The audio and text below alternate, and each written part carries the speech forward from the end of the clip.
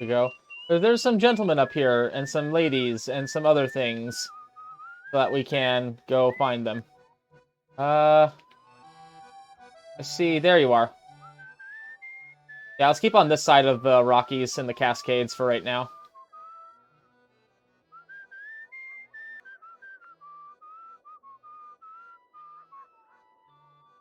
Alright.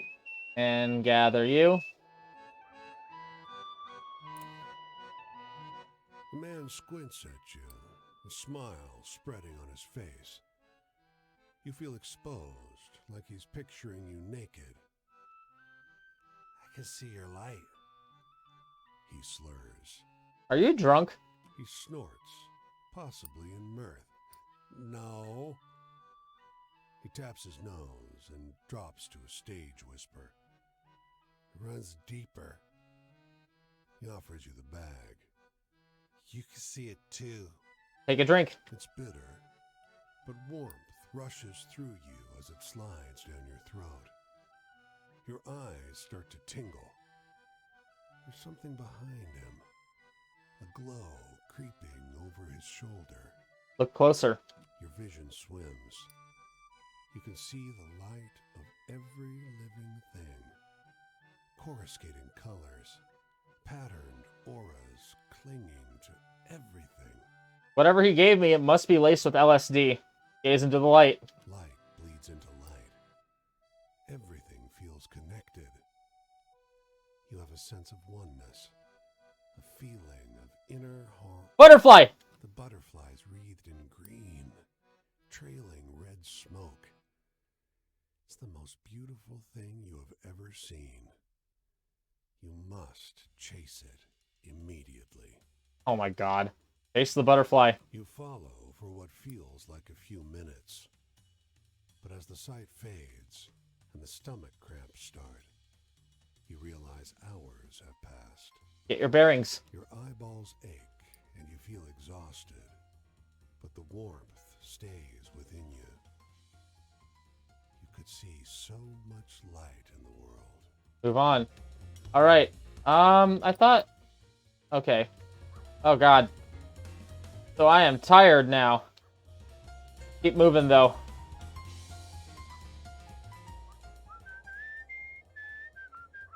Keep moving. Man, a drug trip in the Pacific Northwest? Like, I'm surprised it took me that long to find one of those. This church's doors stand open. You wander in to ask for a glass of water. There's no preacher, only a disheveled music teacher and a class of young men picking out bawdy songs on the organ. Ask for water. The group can't hear you over an improvised erotic limerick shouted over an equally indelicate tune. Wait and listen. The verses escalate in depravity until the music finally swells and comes to the grand finale. Applaud. Smiling, the teacher invites you to a seat in the pews. A boy returns with water and cookies, and as you eat, the group sings a song about genitalia in perfect three-part harmony. Wonderful! The teacher cries. Again! Ah, those classic music classes. All teaching the children about genitalia through song. Maybe it's a mixture of a music class and a health class. That'd be an interesting combo. Alright, what do you got for me? The candles flicker as she waves one hand over the ball. Silver mist swirls up inside it. The tent feels closer around you. Her eyes study you intently as she sets the orb on the table. Tell me what you see, and I will guide you.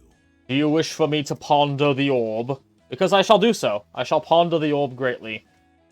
I see... She leans forward. An old friend. Yes? An old friend. Her eyes widen. Someone long lost. Do they have black hair down to here? She gestures.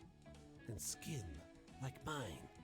Yes. She leans forward, knuckles whitening over the edges of the table. What more do you see? Death. Her face falls. Oh, She slumps back in her chair, the energy gone from her. forgive me. I sought to learn from you what I cannot see about myself. I should have known better. She slides over a coin. This is for you. It's only proper. Now go. Move on. The mystic who wanted to know her own destiny. Well, I can't give you that, lady. All right, we're coming up on another one. We're coming up on another person. What shall your story be about in Portland, Oregon? All right, got a bunch of things we can talk here. 3 stories to be specific. Woohoo! That one's got a wild spirit to her. She remarks, sweat pooling under her dark brown eyes. The car, halted in the middle of her garage, is a groaning, hulking beast. A gorgeous pre-Ford monstrosity, handmade for speed and grace, and perhaps not so much durability. Spirit? A ghost, a white, a soul, whatever you want to call it. Of course cars have them. She sighs. But every year, there's less wild ones and more of these damn Model Bs. Tame things, weak and sorry. Nod. She strokes the swooping hood of the luxury car like one might groom a prize stallion. These beauties, not even their owners really understand them. But today's cars have petty souls. They're meant to ferry accountants to and fro, not to run wild on the open road. This thing seems dangerous. It is, and it should be. She cackles. Gods save me from the mealy-mouthed whining of weak engines. Any fool can drive a Ford, and so, every fool will. Move on. The zealous mechanic. Fair enough. You. A rusted sign hangs on a run-down wooden fence. Trespassers will be prosecuted to the full extent of the law. Full extent of the law. Now there's a curious name for buckshot. And yeah. Take past the fence. Apple trees. Planted in neat rows as far back as the eye can see. Though the fruit on the closest trees doesn't look so fresh. I'm gonna trespass because I need more sad stories. You Horror hop the stories. fence and walk the lines. The orchard's a minefield of rotten fruit, grown too weak to hang to branches, blackened, bruised, covered with blue mold. Walk further. Rows and rows of inedible fruit. Doesn't seem like a single one of these trees got harvested when the apples turned ripe. An orchard for worms. Move on. Rotten orchard. All right, last story from here, and then it's on to talk to that person, and then on to Washington. The restaurant is closing. You dust your bones and stand up from your bench when suddenly a crowd of rowdy, soot-washed miners barge through the front door. The leader of the pack, a coarse man with blackened brows, announces toward the bewildered chef. "Bring out your best dishes. Me and my boys deserve a feast after that biggin' tonight." Is that a person being lit on fire, or is that someone in the flames of like a feast? Like, what is going on in this image? Creepy, that's for sure. But half this game is creepy. "Sorry, we closed," the Chinese chef whispers while raising chairs onto the tables. His answer does not satisfy the pack. Their leader sizes up the chef and steps forward. "We're honest men who don't want no trouble. We got the money, and I reckon you got the goods, so how about it? Bring out your best dishes. We'll eat and be on our way. Interrupt the confrontation. The Chinese man stops you and whimpers. Okay, I go make food. The pack leader laughs heartily. And don't bring us no cats and dogs or lizard pies. The stuff you eat wherever you're from. Bring us the good stuff. The Chinese man nods as he hurries back. You catch his placid eyes glancing at you as he goes. God, I wonder if we're gonna poison their meals. Follow and help with the dishes. You answer his glance and follow him into his kitchen. The kitchen is almost too clean, with no ingredients left of any kind. He digs to the garbage bin next to the sink and grabs 2 heads of moldy garlic. He then begins feeding the fire while handing the bin to you. Thank you. He nods. Hand him discarded cabbage The roots. chef turns away from his station and collects your findings. He then glances at the garbage can and nods toward you. It seems like he wants more. Hand him slimy bamboo shoots. More? The chef asks quietly as he begins chopping the garbage you dug up. Viscous green beans. Good, the chef responds. He tosses the ingredients into the crackling wok along with handfuls of colorful spices. The fire soars. The smoke beckons. The shape of a man, no, a demon, emerges from the symphonic blaze inside the wok. It wears baggy robes and wields foreign scrolls. Long, dull horns grow sideways above its ears. With the heat, the cloves of peeled garlic falls from the counter. Pick up and hand him the garlic. With one fell swoop, the Chinese summoner tosses the garlic into the wok and feeds the spirit what it's looking for. The blaze, now satisfied, bows and blesses the contents of the wok before taking its leave, simmering into the smog.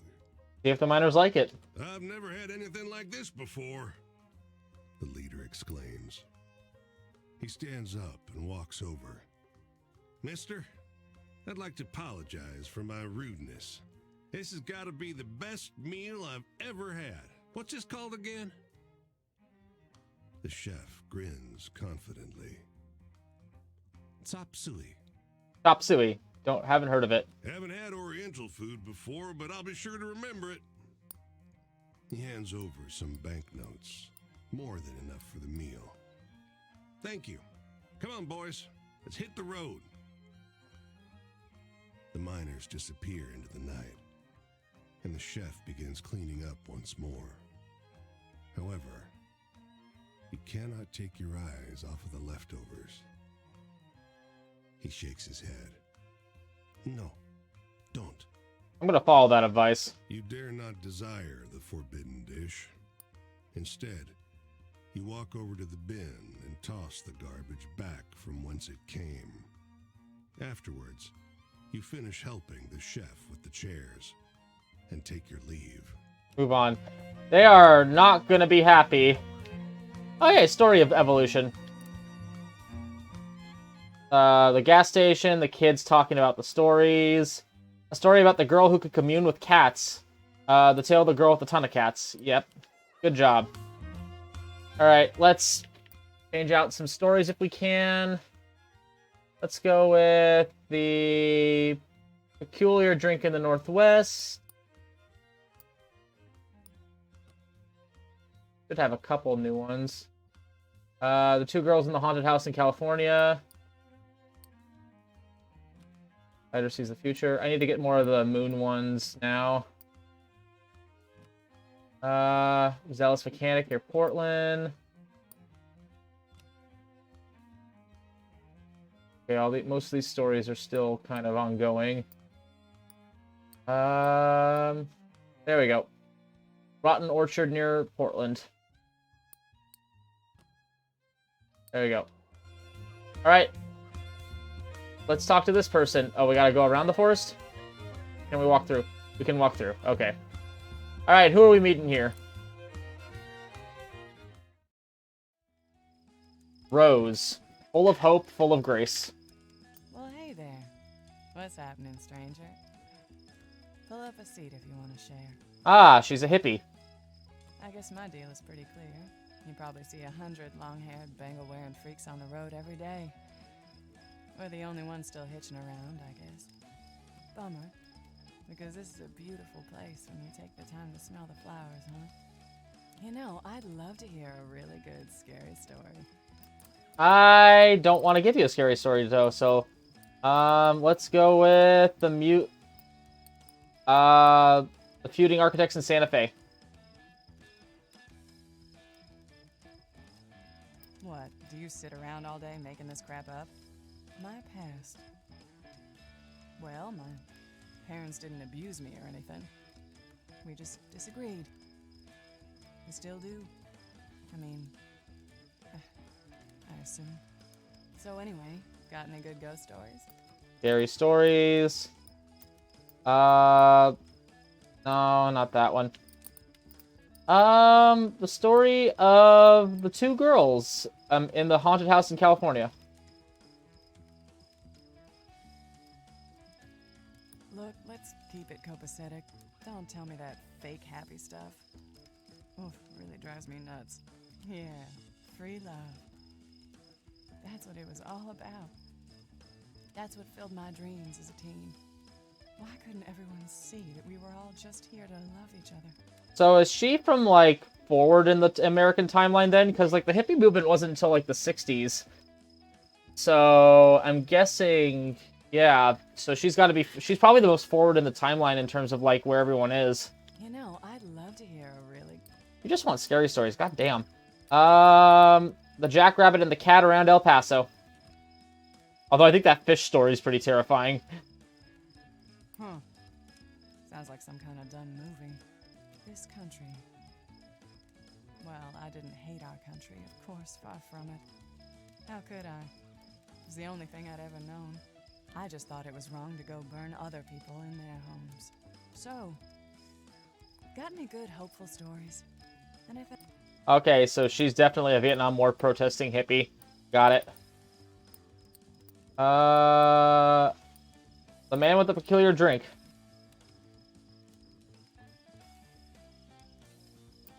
Oh, that's a good one. Damn it. You gotta tell me more about those folks sometime. Joys I had. Well, I loved being a kid. Of course, I didn't know that at the time. Who does? I thought a scraped knee or ripped doll was the end of the world. But looking back, those were the days. Anyway, you got any good hopeful stories? About the world becoming a better place? No. Oh, well, that's not what I meant to do. The man and the witch and the bite? No, I think I have all the stories being told right now. Boy with the riddles and the pet down by mobile. What, do you think that's cool? Sounds more like you made it up. And luck. That's what got him. The lottery is how they decided. My brother was born December 12th, and that was his unlucky number. They spun that drum, and out came his whole life. Spilling out in that jungle. Oh. Well, look at that. We've talked all night long. I've got to get going. And you? Keep it grooving out there, okay? But take it easy. You're looking a little ragged around the edges, if you know what I mean. I'm catching a ride this way next. Heard some cool things about the way a group of folks are living out there. Keep an eye out for me if you head that way, okay? Alright, nice to meet you, Rose. Alright. Story evolution over here. There you go. Gossiping for a while about the weather and the crops. Old man. Good story. Tells the story of the jilted witch of the bayou and her cruelty towards men. Man with the witch in the bayou. Very good. Huzzah, that one's finally changing hands. So, let's make our way up towards Seattle. And I think, actually, Seattle in the accompanying area is where I'm probably gonna stop for the day. but we'll see. But I got a lot of stuff in the central area to go. How do I want to do this? How do I want to do this? I think there's a way I can loop it around where I start all the way back at where I came, and then from there I can just, like, start evolving stories and talking with people and getting the actual goal of the game done. Because I still gotta deal with, I still got 4 people I haven't met yet. They're all really interesting people, though. Yeah, I'm still meeting a lot of people. Do I have a bunch of... Okay, the only one I have Mason on Chapter 2 of his story, and Dupree on Chapter 2 of hers. Let's see. This way.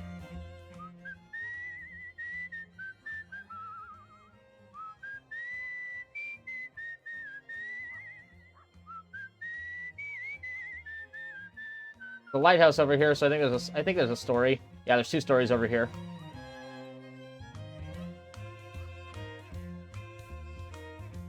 He's really good toe tapper. Do the lighthouse first. I kind of miss Washington. I used to live here when I was a kid, and I lived like maybe a couple hours from Seattle. It's really nice. Lived in a small town called Puyallup, Washington. It has like the biggest fair in the Pacific Northwest. Really fun. It's long past dawn, but the stray rooster crows repeatedly. Satisfied with its vocal performance, the bird rushes you, flapping. It backs up and repeats the gesture. The rooster is like a tiny feathered goat making a threat display. It struts. It eyes your legs. Attempt to get past. The rooster launches itself into the air, going for your eyes. As you step back, it returns to gouging your shins with its beak. Its crow now is more like a shriek. All right, I'm coming. An elderly man lumbers from the nearby house. Explain my predicament. God, don't mind old Red.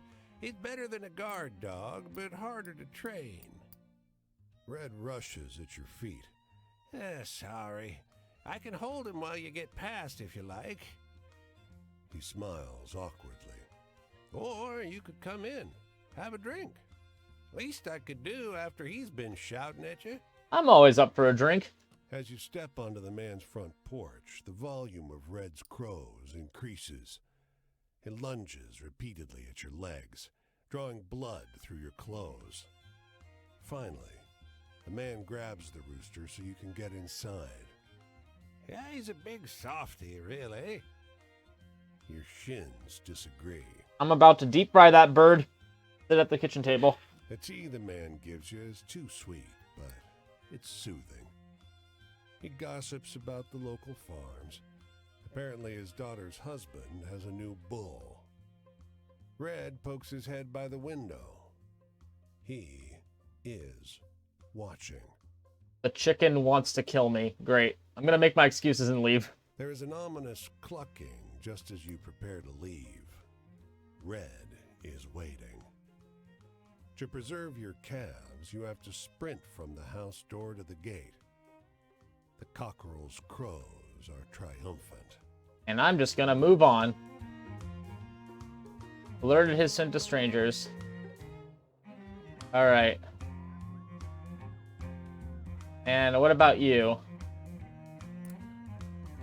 The wind nearly tears the farmhouse door off its frame. Somebody left this place quick. It didn't take much with them. Dense books, tin kitchenware, broken ceramic, all scattered like a tornado hit. Look around. Just out front, an iron pot hangs over a stamped-out campfire. Under the lid, game and potatoes in a congealed broth. Leftovers, but plenty for one, and no older than a day or two. Eat the stew. The meal is mush and salt. Something catches in your teeth. A single strand of hair, bristly, black. Oh no, did I eat another human? I mean, it gave me health back, so I appreciate that. But did I really eat another human? All right, let's squat for the night. You climb onto a cotton mattress loaded down with warm quilts, elevated by a wood bed frame. Luxuries. I'm still waiting for this creature, this cat creature, to come at me. Let's sleep. As you drift off, the wind pulls the door open. The sharp, drawn-out creak, creak, creak forces you wide awake. A faint sound. Some wild animal? Just the wind? A voice? Listen. The same sound, repeated. A word.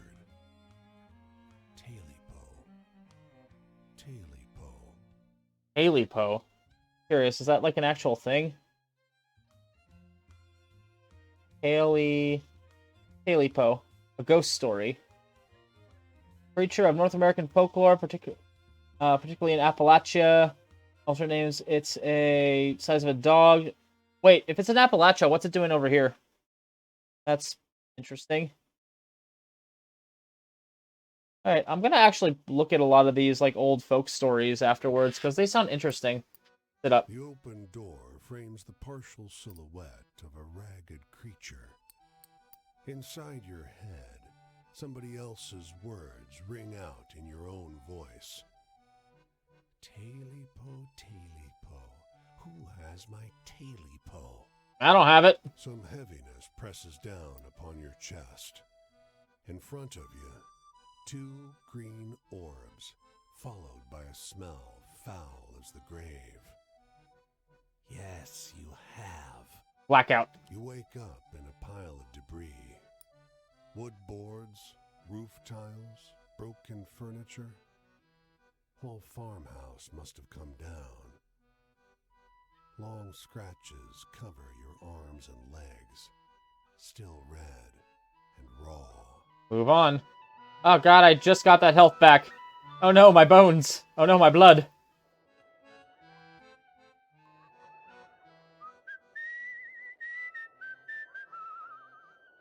Well, I can probably get something to eat in Seattle, and that'll help. Am I gonna go down to Pike's Market? It'd be great if I was in Pike's Market when we do this.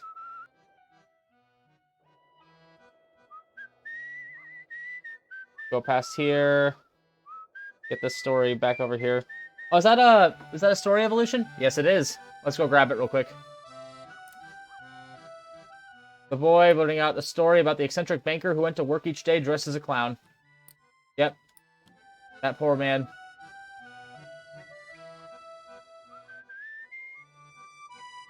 Let's get this story over here that I see.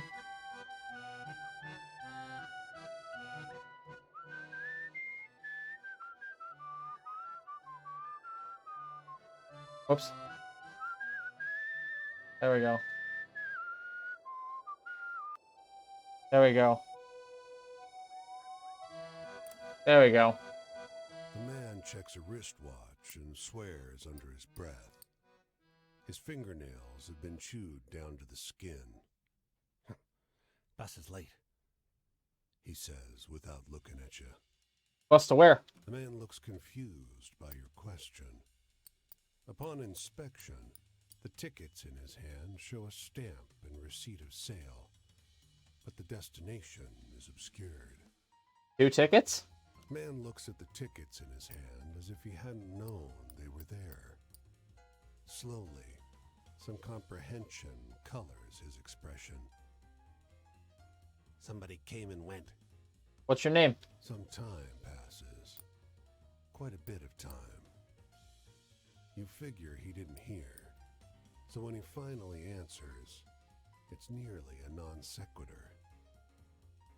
My name's Milton. Wait with him. The man pops his knuckles one finger at a time and starts over. When a wren lands nearby and sings a little, you're grateful for the sound. Move on. The nervous man at the bus stop. Let's see. Do you have health for me, or just money? A new road around awful close past the cars come here. I guess I got a fence. He offers you the meat. Too angry to eat it. Okay, I'm gonna read this properly. Sorry. This new road turns awful close past the front of an ancient farmhouse. A farmer stands at the shoulder, a bloody pig at his feet. Cars come here now, he says. I guess I gotta put in a fence. He offers you the meat. Too angry to eat it himself. It's a filling dinner for you, though. Okay, so I'm now at full health again. And then let's go to Seattle, and then we'll top off by meeting this gentleman over here. There we go. Oops. Alright, Seattle, what you got for me? I miss you. It's raining, of course. People hurry through the streets with their collars up and water streaming off their hats. North of Pioneer Square, there's a Hooverville with its own mayor, they say. What do they got for stuff? Fresh salmon, of course. Iced coffee, sandwich, and fried chicken. Fair enough. On top of a hillside boxcar, 4 men in sailors' clothes fix their eyes on the distant waterfront, where a crowd of hundreds clashes with uniformed cops. From this far, the sound resembles some loud, tenacious animal. What's all this? After a while of silence, one of the men responds. You notice his bruised eye. Waiting on the police to deal with those strikers so we can get back to work. You're not on strike? The man clenches his fists. Hey, mind your damn business. Alright then. One of those bastards dragged me off the pier and... The police open fire into the crowd. As the shots ring out, the character of the sound changes altogether into terror and pain. Now, fuck this. Bye. Bye? No point dying for a day's work. The man crawls to the edge of the boxcar and hops off. The sound of gunfire continues all across the port, but the dense picket line remains unbroken. Oh, not what I was expecting, but... Oh, the scab with a black eye. Not what I was expecting, but... Fair enough, this is that time of... This is that time in history, and still kind of technically ongoing in many respects. Lots of efforts in Seattle to get things unionized, which, props to them. Nope. There we go. Should have another one here. Nope, I don't actually. Oh god, I got a lot of these stories, so I need to stop picking this option. Look at all these stories I have for this place. Floyd, the suspicious prospector near Santa Fe. Just go down the list with them. Yeah, with the black eye. Alright. So stop picking that one option, because I'm running out of... I have way too many of them. Alright, who are we meeting here?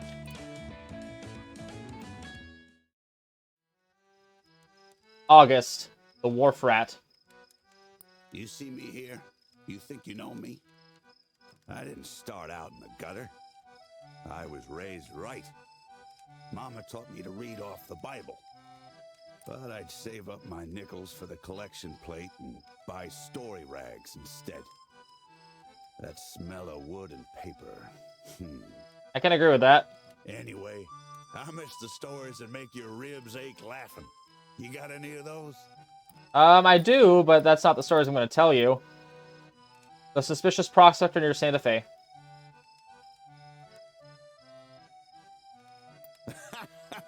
God damn it! What? Ain't laughed like that in a while. Wait, that's a funny story? I didn't think it was a funny story. Change. Well, it all did change for me eventually. My daddy found those rags. You should have seen his face, red and pulsing. Tore them all up. Nearly tore me up, too. But anyway, you see... Good and funny? Okay, I gotta be more careful. The woman murdered by her lover in the Southwest. Well, fear is cheap. I used to read the scary ones, so I know. Morals and stuff. What I did with the collection plate, I didn't steal from God. He don't need our dough. But you know, the books I miss the most is the hopeful ones. Got any of those? Hopeful, you say? No. The scab with the black eye.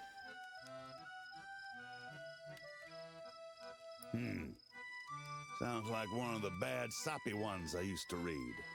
Well, we're talking about the rules. My daddy hated those rags. He whipped me good. Told me hard work's the only way to survive in this world. No use living in my head. Anyhow, you got any stories that end looking up? I miss those hopeful ones.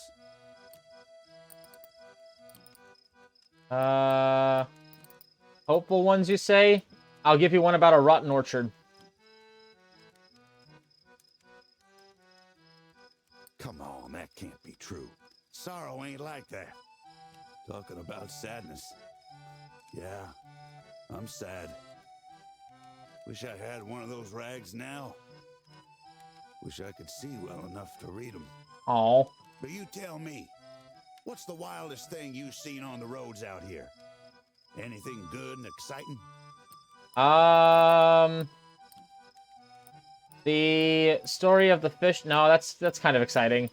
Let's go with the the cookhouse that serves. No, harebrained demon. No. The story that's exciting. The zealous mechanic near Portland. Ooh, Damn it! Another like that, and you could write a good rag. I did my chores, said my prayers every day. I was a good boy. But in those rags, I was free. I could be whoever I wanted. My daddy wanted me to quit reading them rags. Said it kept me from hard work. Got his wish, but he didn't get hard work instead. Anyway, I'm headed out this way when the sun comes up. I like your tales. Hope we cross paths again. Damn it! I didn't mean to. Damn it! I didn't mean to get his. I didn't mean to make progress for him. Like an angel. I didn't mean to make progress. Damn it. Said a couple things. Children embarrassed tell a story about Floyd, the amateur coroner. It's Floyd, the suspicious prospector. Got it. But I think that is a good place to stop once I decide my route for the next little bit. I think what I'll do now is I'm going to follow Route 30 down to, I'm guessing that's Boise. I actually don't know anything about Idaho cities. I'll probably follow Route 30 down to there. And then follow that down into Nevada. Meet this person, who I think is one of the people I haven't met yet. No, I have. That's the hippie girl. I'll ignore her then. And just follow that. Go up down Route 90. Go up to here. Colorado. Actually, no. I'll follow Route 30 down in a loop this way. And up. And then go across Montana. And into North Dakota and South Dakota. Into Minnesota and Wisconsin. Make my way in a loop around. Oh, there's a lot of stories in Ohio, too. Interesting. So up through there. Back up through New York. Start up again. And then from there, I'll just hitchhike around until I find all the stories. Actually, no. I want to... No. Actually, no. That's dumb, because I don't want to backtrack as much as I can, if I can help it, too much. So we're going to go sweeping down south, and then north again, and then down south again, and then up north again, until I get everything and interact with every single one of them, slowly making my way east again.